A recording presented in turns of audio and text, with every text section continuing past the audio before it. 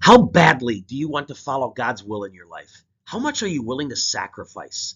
To what extent are you willing to humble yourself? All tough questions that are hard for me to answer if I'm being honest.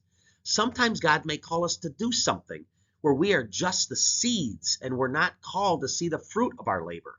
Are we still willing to selflessly do God's will? Basically, what I'm asking is it about us or is it about God? Let's say you are called to pray for a family member who has left the faith or left the church. You may die before your prayers are answered. Are you willing to persevere even though you may not see the fruits? What if you feel God calling you to perform charitable acts or giving and it doesn't seem to be making a difference? Will you find something else that you feel has greater value? Or will you selflessly stick to God's will, trusting that He knows best? If you want some inspiration for selflessly following the will of God in your life, we can look to Moses. Moses was initially fearful and doubted God's ability to work through him, but eventually trusted God and courageously led the Israelites out of Egypt, only to see Pharaoh's army advancing on them. The Israelites cried out and blamed Moses for their certain death, but Moses was steadfast and said, "Do not fear. Stand your ground and see the victory the Lord will win for you today. Even when it looks bleak, do not fear. The Lord will part the Red Sea in your life."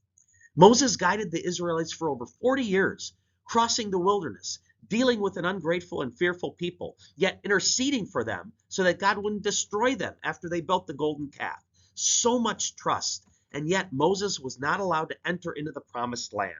But why? It seems so unfair. In the 18th year of their journey, Moses disobeyed God and struck a rock to produce water without giving God the honor and credit. At that time, God said that Moses would see but not be allowed to enter the promised land. Most of us would have been crushed with despair, all the previous work, all the future work that's needed, and yet would not get to see the fruits of his labor for God. But not Moses.